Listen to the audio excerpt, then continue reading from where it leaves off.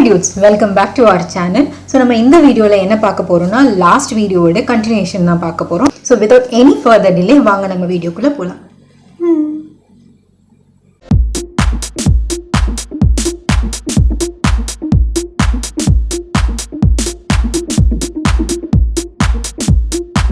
So நம்ம இன்னைக்கு வீடியோவில் ஃபஸ்ட்டு பார்க்க போகிற ஐட்டம் என்னன்னு பார்த்தீங்கன்னா காலமாக நம்ம வந்து காலையில் நேரத்துலையும் சரி சாயந்தரம் நேரத்துலையும் சரி ஒரு முக்கியமான ஒரு ரெஃப்ரெஷ்மெண்ட் ட்ரிங்காகவே நம்ம வந்து குடிச்சிக்கிட்டு இருக்கிற ஒரு விஷயத்தை பற்றி தான் நம்ம பார்க்க போகிறோம். அது என்னன்னா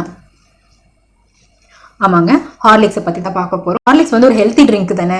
ஹார்லிக்ஸ் முன்னால் வந்து என்ன ப்ராப்ளம் வரப்போகுது அப்படின்னு கேட்டிங்கன்னா, நான் வந்து ஒரு ரியல் டைம் இன்சிடென்ட் வந்து எனக்கு தெரிஞ்சவருக்கு ஒருத்தருக்கு நடந்தது. ஸோ அதை பற்றி நான் சொல்கிறேன். அவங்க வந்துட்டு கிட்டத்தட்ட ஒரு 7-8 வயசுல இருந்து இப்போ 40-45 வயசு வரைக்குமே வந்து டெய்லி ஒரு டைம் ஆகுது ஹார்லிக்ஸ் குடிச்சிருவாங்க. ஸோ அவங்களுக்கு காஃபி டீ குடிக்கிற பழக்கம் இல்லை, அதுக்கு பதிலாக பாலும் ஹார்லிக்ஸ் வந்து கலந்து குடிப்பாங்க டெய்லியுமே. ஸோ அதனால என்ன ஆச்சு அப்படின்னு பார்த்தீங்கன்னா, கிட்டத்தட்ட ஒரு 4 months 5 months இருக்கும். அதுக்கு முன்னாடி வந்து என்ன ஆயிடுச்சுன்னா, திடீர்னு அவங்களுக்கு வந்து வயிறு வலிக்க ஆரம்பிச்சிருச்சு. என்ன பிரச்சனைனே தெரியல. ஸோ அன்னைக்கு சாப்பிட்டது சரியில்லையா அந்த மாதிரி எல்லாம் திங்க் பண்ணிட்டு கடைசியில் ஹாஸ்பிட்டல் போனாங்க. ஹாஸ்பிட்டல் போயிட்டு டாக்டர் வந்து எல்லா டெஸ்ட்டும் எடுத்துட்டு ஸ்கேனிங் எல்லாமே பண்ணிட்டு கடைசியில் வந்து கேட்டிருக்காங்க, சரி ஓகே நீங்கள் வந்து டெய்லியும் வந்து என்ன குடிப்பீங்க, காஃபி டீ மாதிரி நீங்கள் என்ன குடிப்பீங்க அப்படின்னு சொல்லி கேட்டிருக்காங்க. ஸோ அந்த பர்சன் வந்து சொல்லும்போது இந்த மாதிரி நான் வந்து ஹார்லிக்ஸ் வந்து குடிப்பேன் அப்படின்னு சொல்லும்போது அவங்க சொன்னாங்க, நீங்கள் இவ்வளோ வருஷமாக டெய்லியுமே வந்து குடிப்பீங்களா, ஒரு நாள் கூட மிஸ் பண்ண மாட்டீங்களான்னா இல்லை குடிப்பேன், சம்டைம்ஸ் குடிக்க மாட்டேன் அந்த மாதிரி சொன்னப்போ வந்து டாக்டர் சொல்லியிருக்காங்க, உங்கள் வயிற்றுல வந்து ஒரு கட்டி இருக்குது, அது எதனால் ஆயிருக்குன்னா வந்து நீங்கள் டெய்லி குடிக்கிற அந்த ஹார்லிக்ஸோட இப்போ நீங்களே வந்து ஹார்லிக்ஸ் டம்ளர் ஊற்றி வச்சுட்டோம்னா கடைசியில் வந்து அதோட செடிமெண்ட்ஸ் வந்து கீழே இருக்கும் இல்லையா, அந்த மாதிரி வருஷ கணக்காக அவங்க வந்து குடிச்சு என்ன ஆகுதுன்னா கடைசியில் அது போயிட்டு வயிற்றுல வந்து ஒரு கட்டி மாதிரியே வந்து ஃபார்ம் ஆயிடுச்சு. ஸோ இது வந்து எனக்கு தெரிஞ்ச ரியல் டைம் எக்ஸாம்பிள். ஏன்னா கிட்டத்தட்ட ஒரு 30-35 வருஷமா ஒருத்தவங்க குடிச்சிட்டு இருக்காங்கும் போது அவங்களுக்கு வந்து இந்த இம்பாக்ட் வந்து நான் கண் கூட வந்து பார்த்தோம். ஸோ அதனால அவங்க நிறைய சஃபர் ஆனாங்க. திருப்பி அதுக்கப்புறம் ஆப்ரேட் பண்ணாங்க. அதுக்கப்புறமா தான் அவங்களுக்கு சரியாச்சு. இப்போ அதுக்கப்புறமா அவங்க வந்து ஹார்லிக்ஸ் ஒரு பூஸ்ட் எதுவுமே தோற்றதே கிடையாது. ஓகே, சரி நம்ம விஷயத்துக்குள்ள வருவோம். ஹார்லிக்ஸ்ல என்ன இருக்கு அப்படின்னு பார்த்தீங்கன்னா, ஹார்லிக்ஸ் வந்து பேஸ்டாவே வந்து ஒரு மால்ட் பேஸ்டு ஹெல்த் ட்ரிங்க்னு சொல்லுவாங்க. ஸோ இந்த ஹெல்த் ட்ரிங்க்ஸில் வந்துட்டு நிறைய வெரைட்டிஸ் இருக்கு. ப்ரோட்டீன் ப்ளஸ் இருக்கு, விமென்ஸ் ப்ளஸ் இருக்கு, ஹார்லிக்ஸ் இருக்கு, ஹார்லிக்ஸ் ஜூனியர் இருக்கு. என்ன பொறுத்தளவுக்கும் கேட்டிங்கன்னா, நான் பண்ண ரிசர்ச் படி எந்த ஒரு ஹார்லிக்ஸுமே வந்துட்டு குடிக்கிறதுக்கு உகந்தது கிடையாது. ஆமாங்க, ஏன்னா ஒரு ஹார்லிக்ஸ்ல பார்த்துட்டீங்கன்னா எல்லாமே வந்து added nutrients and added preservatives and added sugar தான். எதுவுமே வந்து நேச்சுரலா இருக்கிற சப்ஸ்டன்ஸ் வந்து அவங்க ஆட் பண்றது கிடையாது. ஃபிளேவர்ஸ் சரி இல்லை இன்கிரீடியன்ஸுமே சரி நேச்சுரலா இருக்குங்கிறது காட்டுற மாதிரி அவங்க வந்து எக்ஸ்ட்ராவா தான் ஆட் பண்ணிருப்பாங்க. குறிப்பா வந்து நீங்க விமென்ஸ் ஹார்லிக்ஸ் எடுத்து பார்த்துட்டீங்கன்னா லோ ஃபேட் லோ சுகர் இருக்கு அப்படின்னு சொல்லுவாங்க. இது பின்னாடி திருப்பி அந்த இன்கிரீடியன்ஸ் வந்து பாத்தீங்கன்னா உங்களுக்கு நார்மல் ஹார்லிக்ஸுக்கும் விமென்ஸ் ஹார்லிக்ஸுக்கும் வந்து டிஃபரன்ஸே இருக்காது. நார்மல் ஹார்லிக்ஸ்ல வந்து சுகர்னு போட்டிருப்பாங்க, இதே வந்து விமென்ஸ் ஹார்லிக்ஸ் ஆடட் சுகர்னு போட்டிருப்பாங்க. அந்த ஆடட் சுகர் என்னன்னு பார்த்தீங்கன்னா ஆர்டிஃபிஷியல் ஸ்வீட்னர். ஆர்டிஃபிஷியல் ஸ்வீட்னர் என்னன்னு பார்த்தீங்கன்னா INS 950 or 951 வந்து ஆட் பண்ணியிருப்பாங்க. ஸோ INS 950 அப்படிங்கிறது வந்து இருக்கிறதுலேயே ரொம்பவுமே வந்து ஒரு கொடூரமான கெமிக்கல்னு நம்ம சொல்லலாங்க. அதை பற்றின விஷயம் நிறையாவே வந்து இன்டர்நெட்ல இருக்கு. ஸோ நம்ம வந்து என்ன பண்ணணும்னா, நம்ம முடிஞ்ச அளவுக்கு நம்ம அந்த மாதிரியான ஐட்டம்ஸ் வந்து நம்ம யூஸ் பண்ணாமல் இருக்கணும். முக்கியமாக ஃபார் லேடிஸ் இந்த தயவு செஞ்சு இந்த விமென்ஸ் ஹார்லிக்ஸ் வந்து தயவு செஞ்சு குடிக்காதீங்க. அதே மாதிரி இன்கேஸ் நீங்கள் குழந்தைங்களுக்கு வந்து ஜூனியர் ஹார்லிக்ஸ் கொடுக்குறீங்க அப்படின்னா வந்து தயவு செஞ்சு அதை பண்ணாதீங்க. ஏன்னா யூஸ்வலாக நீங்கள் உங்களோட ஜூனியர் ஹார்லிக்ஸை பின்னாடி திருப்பி பார்க்கும்போது அதில் கொடுத்துருப்பாங்க 4 yearsக்கு மேலே தான் அப்படின்ட்டு. பட் ஆனால் நம்ம நாட்டில் இருக்கிறவங்க தெரியாமே ஹார்லிக்ஸ்னா வந்து ஒரு ஹெல்த்தி ட்ரிங்க், ஒரு எனர்ஜி ட்ரிங்க் அப்படின்னு சொல்லிட்டு 2 வயசு குழந்தைக்கு 3 வயசு குழந்தைக்கெல்லாம் கூட கொடுக்குறாங்க.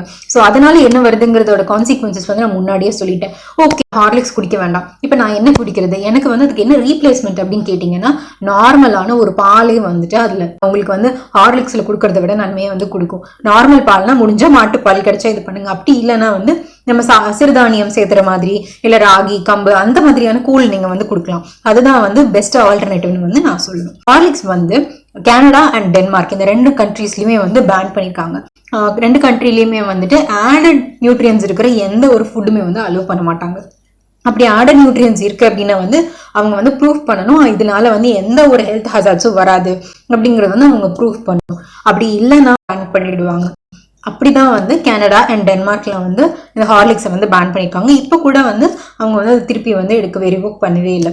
ஸோ இதுதான் வந்து ஹார்லிக்ஸை பற்றின பேக் ஸ்டோரி. ஸோ நீங்கள் வந்து இன்கேஸ் ஹார்லிக்ஸ் டெய்லியும் குடிக்கிறவங்களா இருந்தீங்கன்னா, உங்கள் குழந்தைங்களுக்கு கொடுக்குறவங்களா இருந்தீங்கன்னா வந்து தயவு செஞ்சு திங்க் பண்ணுங்க. உங்கள் டாக்டர்கிட்டயே வேணால் நீங்கள் கன்சல்ட் பண்ணுங்க. ஸோ நீங்கள் பார்த்துட்டு அதுக்கப்புறமா தெரிஞ்சுக்கோங்க. ஓகே, ஸோ அடுத்த ஐட்டம் என்ன அப்படின்னு பார்த்தீங்கன்னா, டெய்லியும் நம்ம யூஸ் பண்ணுற ஐட்டம் தான் டால்கம் பவுடர். ஸோ நான் இந்த பர்டிகுலர் பிராண்டை பற்றி மட்டும் சொல்லலை, எல்லா டால்கம் பவுடருக்கும் சொல்கிறேன். ஈவன் லேடிஸ் மேக்கப் கிட்டில் வச்சிருக்கிற டால்கம் பவுடருக்கும் சேர்த்து தான் சொல்கிறேன்.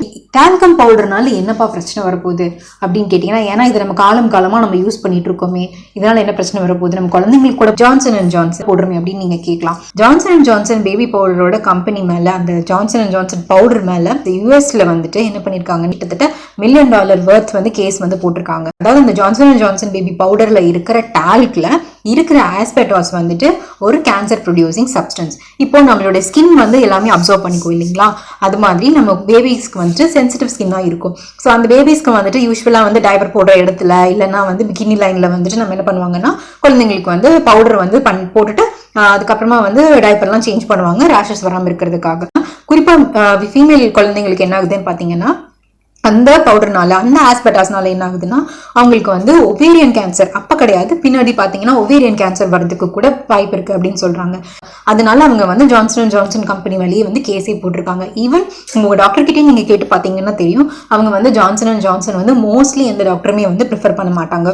ஏன், நீங்க டால்க் பேஸ்டு எந்த ஒரு டால்கம் பவுடருமே வந்து அவங்க வந்து உங்களுக்கு ப்ரிஃபர் பண்ணவே மாட்டாங்க. ஒரு க்ரீம் பேஸ்டில் ஆயில் பேஸ்டு அந்த மாதிரி வந்து போட சொல்லுவாங்க. ஸோ இப்போ நம்ம இதுலேருந்து என்ன தெரிஞ்சுக்க போறோம் அப்படின்னா வந்து, நீங்க டால்கம் பவுடர் யூஸ் பண்றீங்க அப்படின்னா வந்து நீங்க வந்து கண்டிப்பா அதை வந்து திங்க் பண்ணி பார்க்கணும், வெதர் நீங்க அதை யூஸ் பண்ணலாமா யூஸ் பண்ணக்கூடாதா அப்படிங்கிறது. ஏன்னா மோஸ்ட்லி நம்ம மார்க்கெட்ல கிடைக்கிற எல்லா டால்கம் பவுடர்லயுமே பாத்தீங்கன்னா ஜஸ்ட் வெறும் டால்க்னு மட்டும் கொடுத்துருப்பாங்க. அந்த டால்க்ல ஆஸ்பெட்டாஸ் இருக்கா இல்லையா அப்படிங்கறதெல்லாம் சொல்ல மாட்டாங்க. இப்போ இன்கேஸ் நான் வந்து ஒரு 10 வருஷமா 12 வருஷமா யூஸ் பண்றேன் அப்படிங்கும்போது இதில் இருக்கிற ஆஸ்பெட்டாஸ்னால எனக்கு கேன்சர் வரதுக்கு கூட சான்சஸ் இருக்கு. ஸோ நீங்க இதை வந்து வைஸா சூஸ் பண்ணுங்க. ஸோ ஓகே, நான் வந்து பவுடர் டெய்லியும் போட்டுட்டு போயிட்டு இருக்கேன், எனக்கு வந்து இதுக்கு ஆல்டர்னேட்டிவ் என்ன பண்ணலாம் அப்படின்னு கேட்டீங்கன்னா, நேச்சுரலான ஆல்டர்னேட்டிவ் வந்து இருக்குங்க. ஆரோ ரூட் பவுடர் அப்படின்னு சொல்லுவாங்க. இது வந்து என்னன்னா நம்ம மரவள்ளி கிழங்கு அந்த மாதிரி ரூட்ல இருந்து கிடைக்கிற பொருள்ல இருந்து வர பவுடர் தான். அந்த பவுடர் வந்து யூஸ் பண்ணுவாங்க. இப்போ இன்கேஸ் வந்து அரோ ரூட் பவுடர் வந்து உங்களுக்கு வந்து ரொம்ப காஸ்ட்லியா தெரிஞ்சதுன்னா கார்ன் ஸ்டார்ச்னு ஒன்று இருக்கு, அந்த கார்ன் ஸ்டார்ச் வந்து அதுக்கு பதிலாக நம்ம யூஸ் பண்ணுவாங்க. பட் என்னன்னா அதுல உங்களுக்கு ஃப்ரேக்ரன்ஸ் எல்லாம் கிடைக்காது.